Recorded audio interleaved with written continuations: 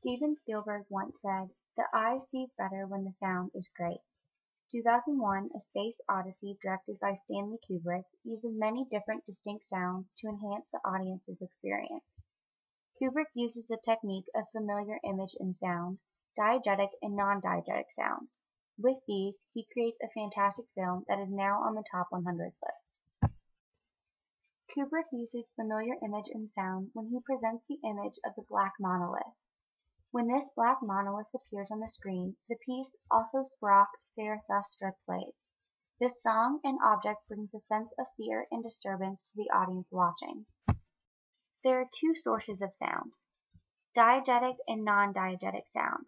The book Looking at Movies defines diegetic sound as sounds that originates from a source within a film's world. These sounds would come from what characters in the scene do or say. Non-diegetic sounds come from a source outside that world. These non-diegetic sounds are sounds added in and meant for the characters not to hear, like a score or different effects only for the audience's ears. For example, diegetic sound was used very well in 2001: A Space Odyssey in the scene when Dave and Hal had a controversy while Dave tried to return to the ship. Open the pod bay doors, Hal. I'm sorry, Dave. I'm afraid I can't do that. What's the problem? I think you know what the problem is just as well as I do. What are you talking about, Hal?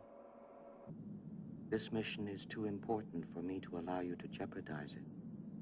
The ambient sound heard in this scene provides an uncomfortable pause that leaves the audience on the edge of their seats. Ambient sound is also known as environmental sound. To the audience, this does not seem like a big deal, but as a director and a producer, this sound plays a very big role. In a film, every roll has an unintentional buzz. So when scenes are cut, this buzzing will also cut. To fix this, environmental sound is usually added to the film post-production, so there will be no chops in the film. Kubrick uses non-diegetic sound in this film by again using the piece Also sprach Zarathustra. We see this piece played multiple times in this film. As I mentioned before, we hear it when a scene contains the monolith, and we hear it when we see this image, the image of the moon, the earth, and the sun. Kubrick's use of familiar image and sound, along with his technique of using diegetic and non-diegetic sounds, made up for an incredible film. With how Stanley Kubrick used sound, we were forced to focus on the theme and context of the film. His inspiration and talent from a young age has now blossomed into what is an unforgettable story, unlike anything else.